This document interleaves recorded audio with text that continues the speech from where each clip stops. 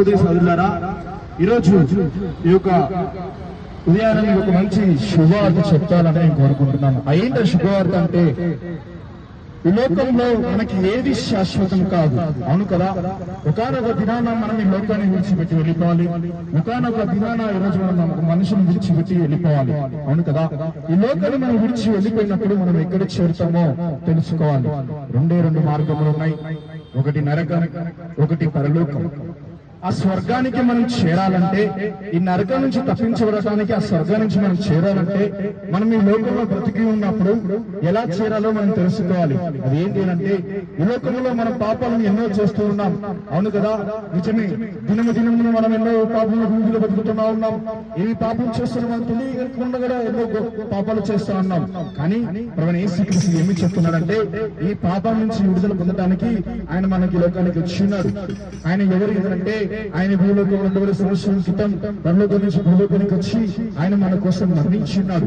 యేసుక్రీస్తు మనకు మరణించినాడంటే, ఈ రోజు నువ్వు చేసిన పాపం వల్ల ఆయన మరణించినాడు. నిజమే కదా. ఈ రోజు మనం చేస్తున్న నరకుల పాపం ద్వారా ఆయన మేకులు గుచ్చబడ్డాయి. ఈ రోజు చేసిన చేతుల పాపం వల్ల ఆయనకి మేకులు గుచ్చబడ్డాయి. ఈ రోజు చూస్తున్న చెడు తలంపుల వల్ల ఆయనకి ముళ్ళు గుడ్డ గుచ్చబడింది. ఆయన మన కోసం చనిపోయి తిరిగి 3 రోజులు లేచి ఉన్నాడు.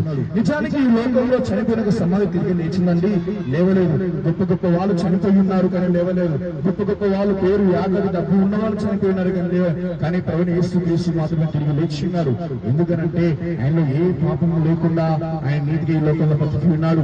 ఆయనలో జీవం ఉన్నది కాబట్టి మరణాన్ని నుంచి గెలిచి ఆయన తిరిగి లేచాడు. ఈ లోకంలో చూస్తుంటే మరణాన్ని విజయంగా గెలిచిన వ్యక్తి ఎవరు ఉన్నారంటే ఎవరు లేరు, కానీ ప్రభువైన యేసుక్రీస్తు మాత్రమే ఉన్నాడు. అందుకే ఆయన జీవం ఉన్నది. ఆయన ఏమన్నాడంటే, ఆ జీవం ద్వారా మన పాపాలన్నీ కూడా కొట్టివేసి ఈ లోకంలో ప్రతి ఒక్కరిని కూడా స్వర్గానికి చేరుకోవడం ప్రభువైన యేసుక్రీస్తు.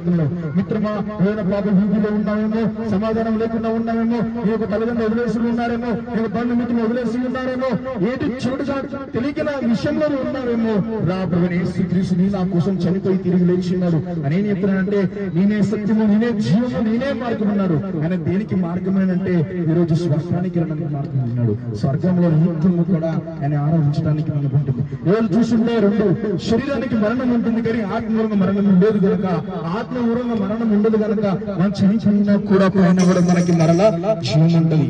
ఆ జీవంలో మనం నీతిగా బ్రతకాలంటే మనం బ్రతికి ఉన్నప్పుడు ప్రభువైన యేసుక్రీస్తుని తెలుసుకోవాలి. ఎప్పుడైతే నువ్వు యేసుక్రీస్తు ప్రభు గురించి తెలుసుకుంటావో అప్పుడు నువ్వు స్వర్గానికి వెళ్తావు. ఎందుకనగా మనకి సమయం లేదు.